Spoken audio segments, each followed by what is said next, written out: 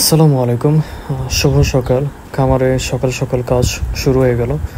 তো খামারে সর্বপ্রথম এসে গরুর গোয়ালের জানালার যে পর্দাগুলো এগুলো উঠিয়ে দিই, কারণ রুমের মধ্যে অলরেডি সারা রাতে অনেক দুর্গন্ধ হয়ে গেছে।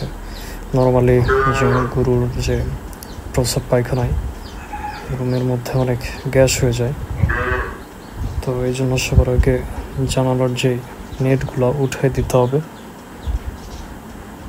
যদিও আমার রুমের একটু ভেন্টিলেশন সিস্টেমটা অনেক কম, তো এই জন্য আমার রুমে একটু ভেন্টিলেশনের জন্য নেটগুলো উঠিয়ে দেই তাড়াতাড়ি সকাল সকাল। তো সবার আগে পাখির খাঁচা দিয়ে কাজের শুরুটা করি।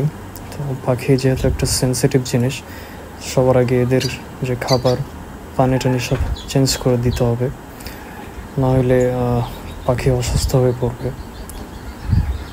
যদিও পাখির একটু ব্যাকটেরিয়া জনিত যে সংক্রমণগুলো বেশি হয়ে থাকে, তো এই জন্য সবার আগে পাখিকে দিয়ে কাজের শুরুটা করি।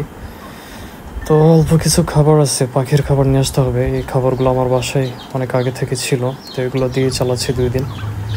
তো এরপর মুরগির শেডে গেলাম। এখানে দেশি মুরগির যে ছোট বাচ্চাগুলো, এগুলোকে আমি এখন আপাতত বাইরে ছেড়ে দিয়ে ফ্রি রেঞ্জ ভাবে ছেড়ে দিয়ে পুষতেছি, কারণ এদেরকে বেঁধে রেখে এদের গ্রোথটা একটু কম হয়েছে। বডির ওয়েটের তুলনায় দেখা যাচ্ছে যে বডির যে পালকের পরিমাণটা বেশি, বডি ওয়েট কম। তো এগুলোকে এখন একটু বাইরে ছেড়ে দিতে হবে যাতে পোকামাকড় খাইতে পারে।